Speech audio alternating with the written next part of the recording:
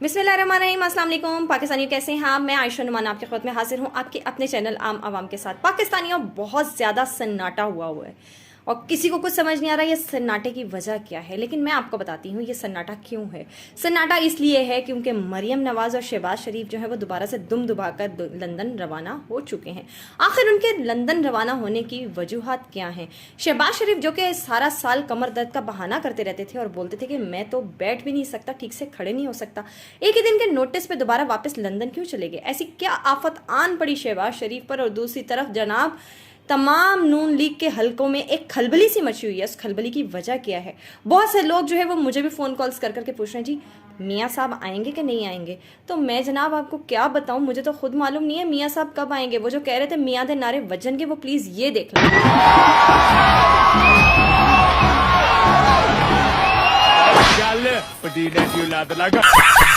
अब जनाब हम कह सकते हैं मियाँ दे नारे वजनगे या नहीं वजनगे या फिर चमाटे वजनगे। दूसरी तरफ जनाब जो नैब केसेस दोबारा से खुल चुके हैं और उनके खुलने की वजह क्या है? ट्रक भर भर के जो पूरा जो एक डेटा है और जो रिकॉर्ड है वो नैब के ऑफिस पहुंचाया जा रहा है और नैब की तरफ से ये बयान भी आना कि मियाँ साहब जैसे ही पाकिस्तान आएंगे कानून के मुताबिक उनको गिरफ्तार कर लिया जाएगा, क्योंकि वो 4 हफ्ते की छुट्टी लेकर गए थे।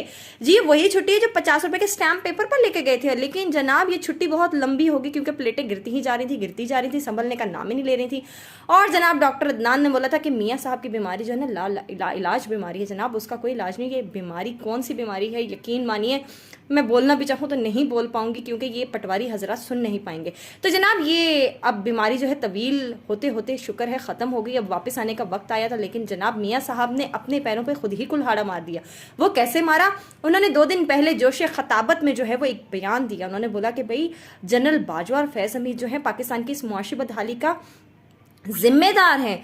ये बयान क्या दिया? अगले ही दिन राना सनाउल्लाह ने भी जनाब वही जो रटी रटाई बातें हैं वो बोल दी टीवी पे आकर। तो उसके बाद जनाब पावर कॉरिडोर्स को तो गुस्सा आ गया।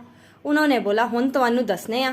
और उसके बाद जो है जनाब मरियम बाजी और अंकल शहबाज जो है वो फ़ौरन से लंदन यात्रा पर पहुंच गए हैं। वो क्या करें जनाब, यहाँ पर मियाँ शहबाज शरीफ पॉलिश की डिब्बी ले लेकर जो है वो जिस तरह से अनथक मेहनत करके बूट पॉलिश करते हैं, मियाँ साहब का एक बयान जो है वो पूरी पॉलिश के ऊपर जई तई फेर देता है। और उसके बाद फिर जो मियाँ शहबाज शरीफ साहब हैं उनको दोबारा से अपने काम पर लगना पड़ता है और ये अब भी यही हो रहा है। लेकिन जनाब अब जो है वो हर जगह से एक ही सवाल किया जा रहा है और पावर कॉरिडोर से पूरा पूछा जा रहा है, लंदन से बार बार कॉलें आ रही हैं कि जनाब तुसी दसो टाइम नाल दसो असी मियाँ साहब ने टाकियाँ शाकियाँ मारिए या नहीं मारिए।